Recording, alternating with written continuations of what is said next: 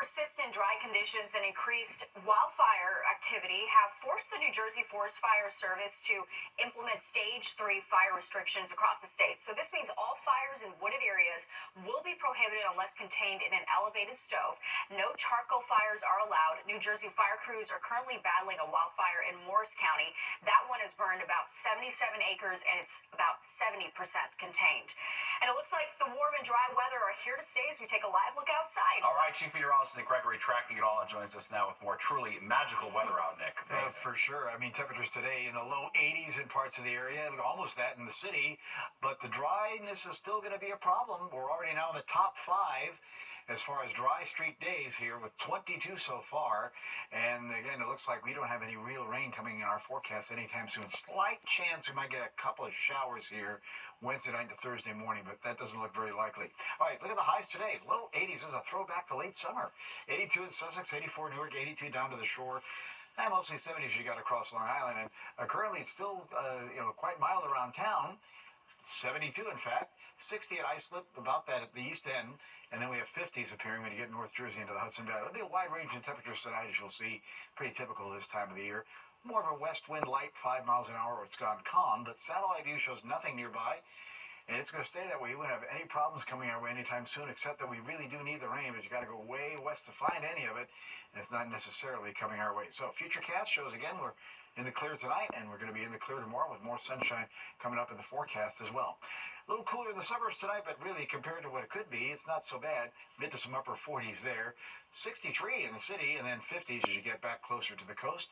Tomorrow, another warm day. Temperatures climbing up into the 80s. 82 there at Poughkeepsie, 83 for Newark. A little bit cooler though, Belmar heading off to the east end, probably more like lower 70s there. But again, mild weather will continue. We'll slowly cool down as the rest of the week goes on. Steve and Natasha? Yeah, sounds really good. All right, Nick, thank you. And you can track the weather along with Nick and get updates on the New Jersey wildfires as well by downloading the free Fox Local app on your phone. Just scan the QR code on your screen to watch our newscast and more wherever you are. Well, it's a case that shook the city to its core. Jury selection underway in the trial of the Marine veteran accused of placing Jordan Neely in a deadly chokehold. And Elon Musk causing controversy tonight. The tech mogul and Donald Trump supporter offering voters $1 million, what he expects in return. Trump's at an event tonight where he is trying to win over evangelicals. Well, new concerns tonight about Elon Musk, a Donald Trump supporter, and his announcement to give out $1 million each day through the election. So each recipient will be chosen at random. All they have to do is to be in the running is to sign a petition from Elon Musk's Political Action Committee. But some are crying foul and are worried that it could violate campaign election laws. Sharon Crowley is here to break it all down for us. Sharon? That's right, Natasha and Steve. Elon Musk pushing the envelope once again, this time by giving $1 million to registered voters in battleground states. He says he wants to incentivize people to register and vote. Critics say Musk is breaking the law. Trump supporter and tech billionaire Elon Musk generating controversy with his $1 million voter giveaway. Musk says his pro-Trump super PAC will randomly award $1 million to a registered voter living in a battleground state who signs the PAC's petition supporting the First and Second Amendments. The giveaway will go on every day until Election Day. Lawyers say Elon Musk's high-stakes stunt may not be legal. Paul Schiff Berman is an attorney and George Washington University law professor. It almost certainly is illegal because he is limiting it to people who have registered to vote. And he's doing it in order to incentivize them to register to vote. And the criminal statute specifically says offering money to people to induce them to register to vote is illegal under federal law. Other critics feel it's also unethical. It is the most egregious example, perhaps yet, that we've seen of special interests trying to throw around their weight and their money to directly influence an election. It's not only against the law, but like I said, it's bad for American voters and bad for our democracy. Danielle Lang is the senior director of the Voting Rights Program at the nonpartisan nonprofit Campaign Legal Center. And I think it's no coincidence, for example, that this sweepstakes competition, whatever you might call it, had a deadline of October 21st, today, which was the registration deadline in Michigan and Pennsylvania. It's pretty clear that it was intending to induce people to register to vote and reward them with compensation. Well, so far, Musk has given at least $2 million away. Legal experts warn those winners should hold on to the money, as they may also find themselves in violation of federal law. Natasha, as this works things out. Okay, interesting. Don't All right. spend it. I know. Okay, Sharon, thank you so much. Well, initial autopsy results are in after the sudden death of One Direction singer Liam Payne. TMZ reports that multiple drugs were found in his system, including so-called pink cocaine, meth, crack, and ecstasy. Last week, the 31-year-old singer fell to his death from a third-floor hotel balcony in Argentina. Investigators also reportedly found alcohol and prescription meds inside his Buenos Aires hotel room where he was staying at the time of his death. The public has a chance to weigh in on Mayor Adams' City of Yes housing opportunity plan. There was a public hearing today. Another is scheduled for tomorrow morning, where lawmakers will hear testimony from New Yorkers. Now, the plan would tweak zoning regulations to allow for the construction of more residential units. Neighborhoods have raised concerns, including transit infrastructure and its ability to handle the influx of people. The plan will head to a final vote before the City Council before the end of the year. All right, let's talk sports now. All eyes are on the World Series bound New York Yankees. That's right, the Bronx Bombers getting ready to take on the Dodgers in LA on Friday, and we are getting ready at the long-standing rivalry that started as a fight between the Bronx and Brooklyn. And cue the 28 years in the making. The New York Liberty are WNBA champions. After winning their first WNBA title, the Liberty are ready to celebrate in style. Next stop, a ticker tape parade on Thursday. including a victory lap through the Canyon of Heroes. Fox Eye's Michelle Ross is at Barclays Center with the details. 28 years in the making. The New York Liberty are WNBA champions. History was made in Brooklyn Sunday night at Barclays Center after the New York Liberty won its first championship since the league's inception in 1996. Feeling very proud, so I'm so proud of the team. It's been a long time coming for the newly minted champs, who were most recently playing at the 5,000-seat capacity Westchester County Center before their move to Barclays Center in 2020. One of three original WNBA franchises, the Liberty first played at Madison Square Garden. Here I am at a 2007 game while in high school. And like many other Day One Liberty fans, it was a childhood dream come true to see them bring home the chip with my mom right there with me. It's a huge deal, and I'm a mom of two daughters, so it's exciting to see that they're excited about women's basketball. New ownership under Clara Wu Tsai transformed the franchise after securing two-time MVP Breanna Stewart during a visit to Turkey where she was playing, and changes like chartering flights for away games, which went against old league rules of required commercial flights for teams. It was tough. We definitely, it's been well documented, the fine that we received. $500,000. Right. Yes. Biggest fine in league history. Correct. The investments have proven to be worth it. After the big win, fans scored some merch to represent the long-awaited achievement, and on Thursday, they'll get a ticker tape parade. The stage is set at City Hall, and the Liberty will parade up the Canyon of Heroes, adding their name to the 200 black plaques lining Broadway. We're going to go to that ticket to parade, I think this Thursday, and hopefully we can try to make it every year. And while fans are taking in this moment, they're also thinking ahead to the future, near and far, for all New York City sports. We got the Yankees, we got the Liberty, we will have the Knicks soon to come, and Mets will be next year. And the ticker tape parade kicks off on Thursday at 10 a.m. from Battery Park, and the celebration actually continues here on Thursday night with the team. It's a free but ticketed event. That kicks off at 7 p.m. again on Thursday night. Reporting outside Barclays Center in Brooklyn, Michelle Ross, Fox 5 News.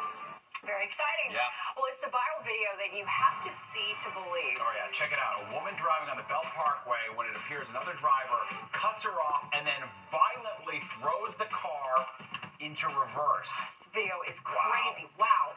And members of the Central Park Five now suing Donald Trump, the group also known as the Exonerated Five, using last month's presidential debate to make their case. You're watching the 10 o'clock news.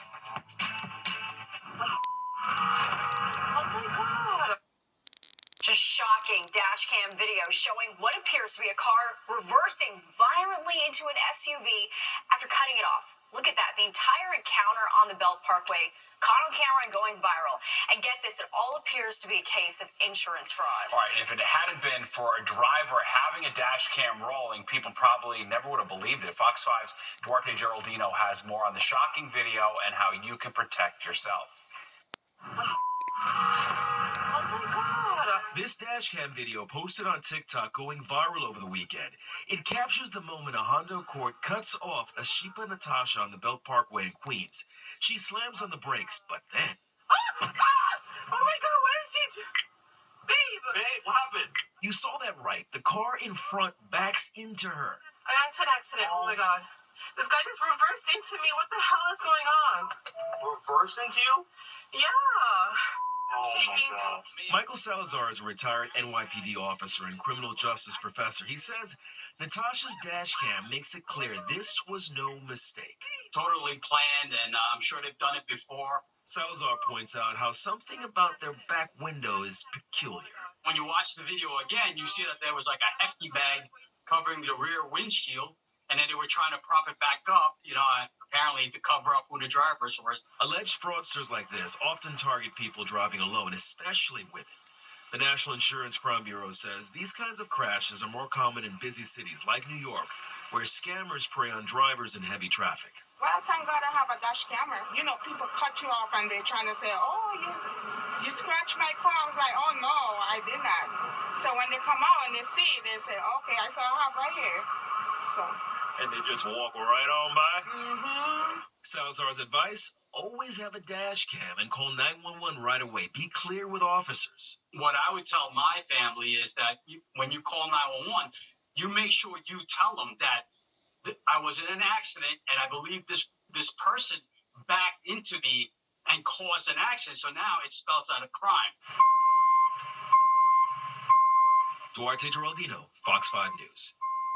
Well, the NYPD is asking the public to help them find two people involved in a drive-by shooting in Queens. Investigators releasing this surveillance video of the car the suspects were driving in on Saturday, October 5th. Police say they fired 20 rounds at another vehicle near the Long Island Expressway at Douglaston Parkway. A 56-year-old man was shot in the stomach and a 43-year-old was hit in the arm. He also lost vision in his left eye. Both were hospitalized, in stable condition. No word on what led up to the shooting, and if you can help with this case, you're being asked to call Crime Stoppers. Well, the NYPD releasing video of the Special Operations Air Sea Rescue Team saving a man's life from a capsized boat. On Friday afternoon, two rescue divers took to the water near Rockaway Inlet between Beach 218 Street and Palmer Drive. They found a 57-year-old man inside this sailboat. He was hoisted onto the Air Sea Rescue helicopter and taken to Floyd Bennett Field, where he declined further medical attention. Look at those waves. Yeah, pretty wild stuff there. Things can go wrong quickly on the ocean. Well, once known as the Central Park Five, they are now the Exonerated Five, and tonight they're suing Donald Trump. So they claim the former president defamed them after last month's debate. Fox 5's Sharon Crowley has the latest on this lawsuit. Just 2 weeks before Election Day, the men formerly known as the Central Park Five, before they were exonerated, filed a defamation lawsuit against Republican presidential nominee Donald Trump. Here they are with Al Sharpton at the Democratic National Convention in August. They're suing Donald Trump because he defamed them to an audience of 67 million Americans on September 10th. He said that they had pled guilty and that they had killed a sexual assault victim, and both those things aren't true. The men were teenagers when they were accused of the 1989 rape and beating of a white woman jogger in Central Park. The five, who are Black and Latino, said they confessed to the crimes under duress. They later recanted, pleading not guilty in court, and were later convicted. After jury trials, their convictions were vacated in 2002 after another person confessed to the crime. In 1989, Trump purchased a full-page ad in the New York Times calling for the teens to be executed, part of their past that continues making headlines today. The Trump ad is an ad which conveys that Donald Trump is filled with hate. When Mayor Koch talks about the fact that I and other people in this city aren't supposed to hate people that go around killing and robbing and mugging all of us, then I disagree with the mayor. Obviously, anger hasn't done enough. The now exonerated five, including Salam, who is a New York City councilman, have been campaigning for Harris. Trump spokesperson Stephen Chiang says this is just another frivolous election interference lawsuit filed by desperate left-wing activists in an attempt to distract the American people from Kamala Harris's dangerously liberal agenda and failing campaign. And we did ask the plaintiff's attorney what would happen if former President Trump wins the election, and he told me he expects that this case would then be put on hold. He says if Vice President Kamala Harris wins, then they're hoping for a speedy trial. Sharon Crowley, Fox 5 News. Well, a fire alarm frenzy at an apartment building on Long Island. All right, now not only do people who live there say they go off when there's no fire, but one says they're silent when there was one. And let's talk the weather now. We've been enjoying this taste of summer, but how long is it going to last? Nick is back with his forecast.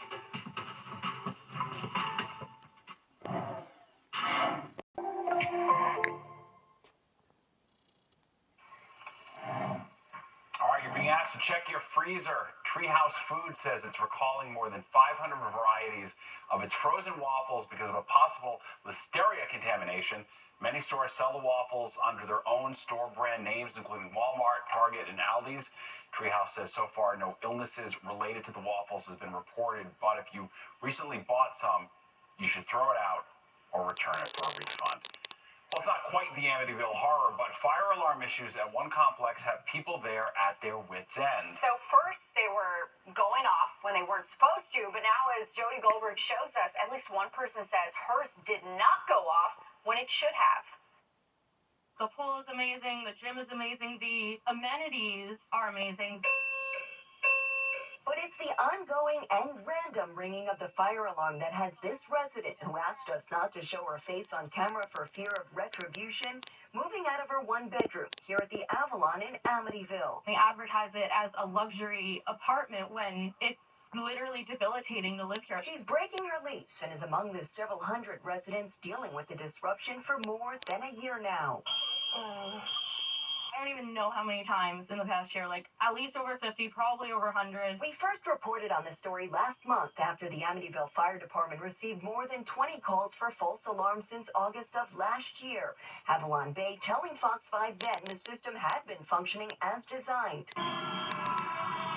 But this past Friday, when smoke from a heating unit started pouring into an apartment, the woman who lives there and spoke to us on the phone says her alarm never even went off. The Avalon has a responsibility to provide us with safe housing, and it's not, unfortunately, given the current alarm situation. She says her alarm has since been replaced, but her concern is whether it'll continue to work. The scary thing is people don't come out because it's always false alarms, and in my instance it was real, and they had to knock on doors to get people to come out. Now, village officials tell Fox 5 the fire marshal checks on the system once a week to make sure everything is in working order.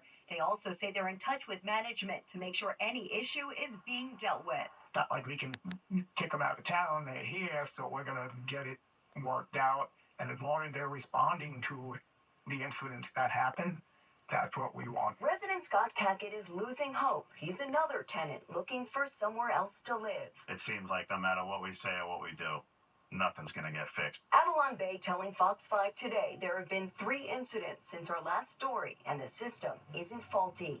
In Amityville, Long Island, Jody Goldberg, Fox 5 News. Well, the stage is set for the World Series. 2 iconic franchises set to go head-to-head, and tonight we're looking at the storied history and rivalry between the Yankees and Dodgers. Plus, drop-off drama. The airport in a huff over hugging in an attempt to keep the passenger drop-off line moving.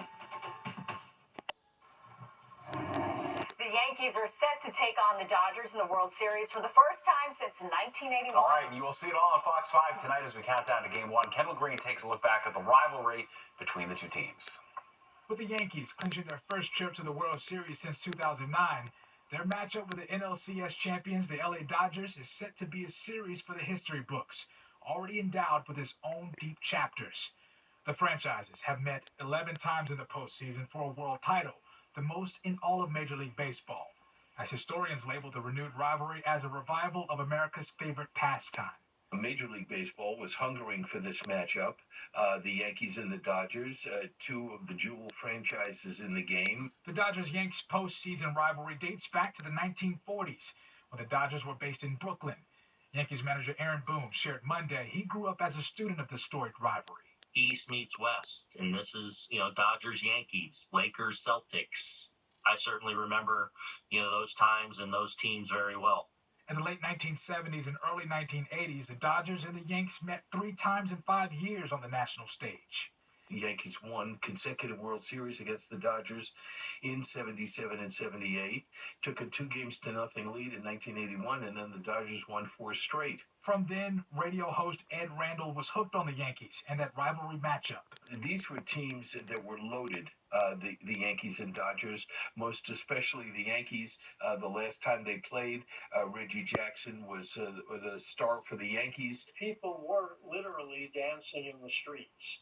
And that was my first touch with baseball. Celebrations of the Brooklyn Dodgers' one and only World Series title hooked Marty Appel on baseball, but he'd grow up rooting for the Yankees, ultimately becoming their PR director and television producer. He saw then what he considers some of baseball's best moments. But while watching the great pitching, power hitting, and loaded lineups, he believes the stars are aligning for a series we'll all remember for years to come. The glamour of the two franchises and the star power of Aaron Judge and Soto and Stanton against Ohtani. Kendall Green, Fox 5 News. And remember, Fox 5 is your home for the World Series. It all starts with Game 1 on Friday night. All right, let's get a check of the forecast now with Nick. A gorgeous day. Yeah, boy, it does not get better than this, Nick. Be great to play baseball tonight, right? What a nice evening it is out there, and have for a great weekend. Of course, got some more great weather on the way. Could use some rain, those we've been discussing. But today, how about that? 79-57. And that's just, again, incredible for this time of the year. And tonight, we're probably going to drop out of low 60s in town. That should be our average high now at 63. 84 the record, so we didn't get there today, but we did have a few records in the area. 31, the record low, that was in 1871. Pretty sunrise coming up, 7:14. Right now, clear as can be. It's 72. Very light west wind. Humidity is dry. Good pressure reading there, 30.17. Still rising. And again, that's going to guarantee us our dry, nice weather pattern will continue. Wide range of temperatures, no doubt uncommon this time of the night, this time of the year. Low 70s in the city, and it's 50s, White Plains, Poughkeepsie to Sussex, back to the low 60s, eastern Pennsylvania, and about 60 across the island, mid 60s down the Jersey Shore. Yep, definitely a temperature gain, 5 to as much as 11 degrees there from this time last night, with that wind that's either calm or more westerly. We'll see that west-southwest wind replay again for tomorrow. Same kind of deal then. We'll have temperatures hitting the lower 80s in many areas away from the coast and a little bit cooler again along coastal spots. And no advisories to worry about tonight. How about the highs for the day? Well, there's one record that got tied. That's Newark at 84, 77. Islip, that was a new record for them. Otherwise, again, just 80-degree plus weather. White Plains, Poughkeepsie to Hartford, down to the Jersey Shore, and really going into New England, too. Look at Boston and Providence. We're in the lower 80s today. Albany there at 80. Low 80s down to Washington, D.C. High 70s, Rochester to Cleveland. And then you're going to find 80s pop up again from Green Bay to Chicago. 70s on the way south towards Nashville. So mild temperatures continue in most of the east. That's why we'll stay mild here for the next day or two till a little cool front comes by Wednesday night into Thursday. All right, here's the satellite view. Nothing to show, really, generally clear. If you take a look at the wide view, it stays very clear until you get all the way back here and towards the Plain States there by Nebraska. Eventually, there will be a little cool front coming our way, and I'm starting to think we might have a couple showers in here now. Very late Wednesday night or the first part of Thursday morning. Some computer models are trending that way, but overnight it's dry. And again, as we get into tomorrow, we'll start out in the 40s, some suburbs, and low 60s in town. We'll pop 80 degrees tomorrow afternoon. I think it's 81 for the city, low 80s inland, and low to middle 70s as you get along the coast. Tomorrow night stays clear, stays pretty mild, just slightly cooler. Upper 50s in town. Upper 40s to about 50 as you get to the northern western suburbs, and middle 50s along the coast.